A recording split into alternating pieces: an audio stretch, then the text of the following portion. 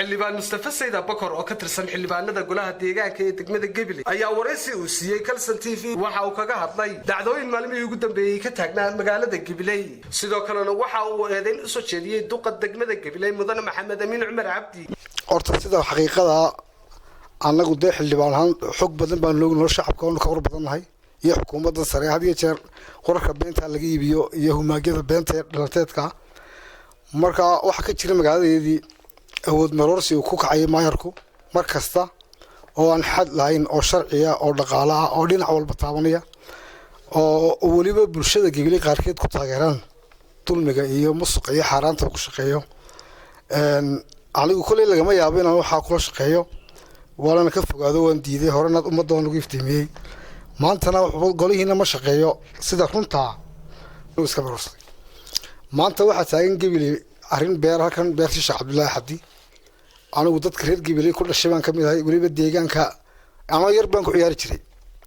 reeyadan buurre loo jeey beerta kiibsadeen xogogaal baan nahay arrinta la ka jirta waa arrin aanu keligay baan dhameyn karaa ama afar xildhibaan ama guddiga dhulka goluhu ay dhameyn karaan arrintaas oo sida ka muuqata ujeedada kale ay leeyihiin magarku wuxuu imiga sameeyay 24 bishii 9 2017 ayaa beerta maxkamadda Gabiley xayrtay watan warqadii xayiraad sharciga dalkeenu yaalana maxkamad iska sareysa ma jirto maanta ayadoo xayiraad saaran tahay oo labadii dhinac qoladii iibisay iyo qoladii ka iibsatay beerta isku hayaan ay intii cagaf geeyeen wada bari u socoto tii Hargeysa dhinac socota ayuu maayarka iyo xogayu cagafti galiyeen war cagafta marto nin kastoo beerley markay qorshaha magaaladu gaaro wuxuu ku qasbay inta balanka loo fajiyo beertiisa isagay dan u tahay oo ummadda dan u tahay cid ka iibtin maysa doodooyinka diida beertiisa wuxuuna ku qasbay inay beertii magaaladu gaadho inay magaalo noqoto iyadoo saas runtu cadahay baa wada qasab la jiirsiinaya dhacday shalay toole inay qaar shacabka kamid ah cabasho tageen janaka ciidanka qaranka Nuux Ismaaciil Saani nuuxna wuxuu la soo hadlay markuu dhowrkii dhageystay qofka bilaadanka markuu hor loo geeyo dhanka kale inuu dhageysto bara saabku la soo hadlay bara saabkiina wuxuu toojar kaga dhigay inuu yimaado gobolka la arko loo kaalib gulan ku baahnay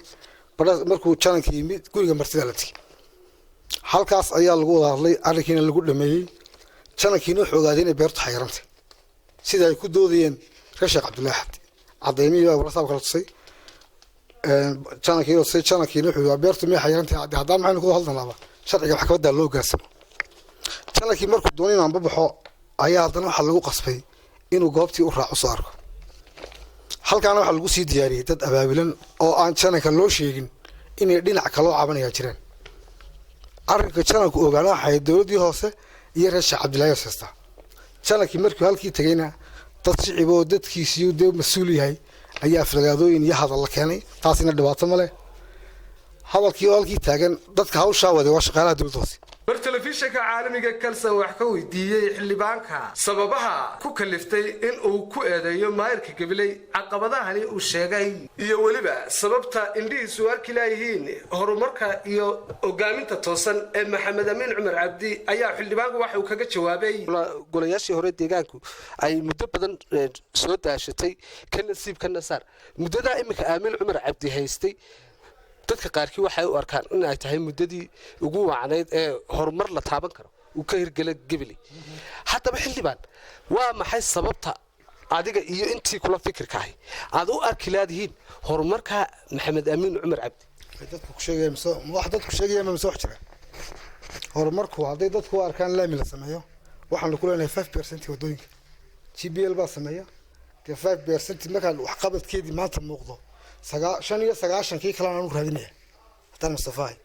5% kan ku daray laamiyadu waxa muuqatay bay sheegayso dadka inta gaama arkaya 95 kii kala raadinaya anigu waan arkay xildhibaanadan aad baan u qaarnaa waxaa aqoon badan adiga hadduu interestkiisa arkay in kastoo ay wax buuran helino de waxaanu saaca carruurtaan la siinaa iska qaataan haddana waa dad habrashanaya oo been ka shaqeynaya gabagabadii mar aan xildhibaanka wax ka weydiinay in ay qaar ka mid ah xildhibaanada golaha deegaanka degmada Gabiley arrinkaasi ay dabada ka riixayaan ayaa waxa uu yiri haddii aynu soo noqono arrinkan maalmahan dambeeyay ugu kan shalay ugu dambeeyay ka hadlaysay oo kale xildhibaano ka tirsan golaha deegaanka arrinkan dabada ka riixaya oo bulshada qaarkood soo abaabulaya arrinka maxaad ka ogtay anigu arrinkaas xogaal baan ahay waxaan isku haysanay bulshada laba dhinac ku qanacsan tahay haddii laba qabiil noqoto haddii laba qof noqoto ariga waxba kama jiraan in sidaa jananka loo ceebinayo xildhibaanada loo ceebinayo waliba kaasina uu iid yahay waa maxamed xasan sheekh maxamed jubba muuqaal maqalka caalamiga Kalson TV gobolka cagaaran ee Gabiley.